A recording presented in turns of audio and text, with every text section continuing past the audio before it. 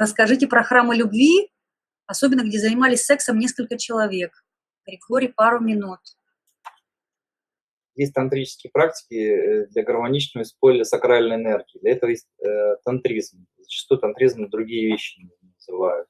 Есть область в человеческой жизни, есть чакра, вторая, Сватхистана, которая связана с культивацией этой энергии. То есть были практики с этим связаны. Любую практику можно вести до маразма, либо до черной магии. То есть если где-то в определенном месте занимались тантрическими практиками, можно заниматься и в группах, в смысле, когда меняются партнерами. То есть меняться партнерами могут только очень высокоразвитые существа, где уровень энергетики такой, где они сами создают те или иные процессы, то есть тонкие для обычного человеческого уровня. Взаимоотношения могут быть только с одним человеком, то есть с одним партнером.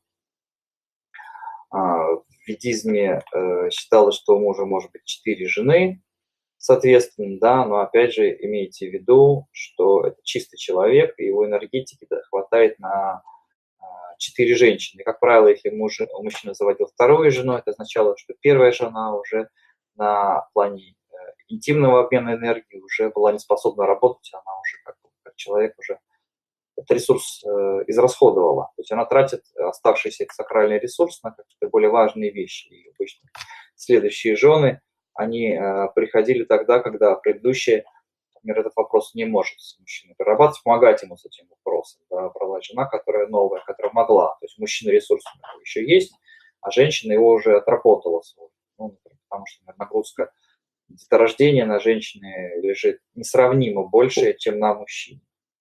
Тоже решит.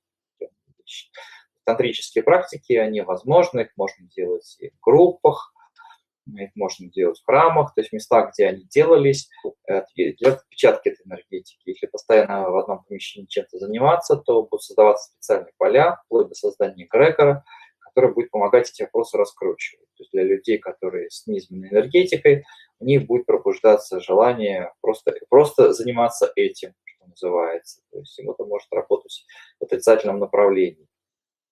Есть такое понятие, как тантрические практики, и они могут работать как система гармонизации. Вот в Монте Каче это описано.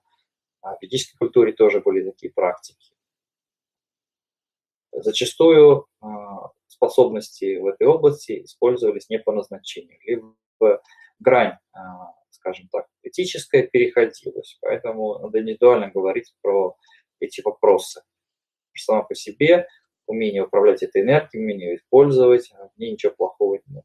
Потому что знания, умения и способности можно всегда использовать, можно при неправильном понимании и неправильно поставленной задаче использовать не по назначению, и тем самым разрушая себя и окружающих.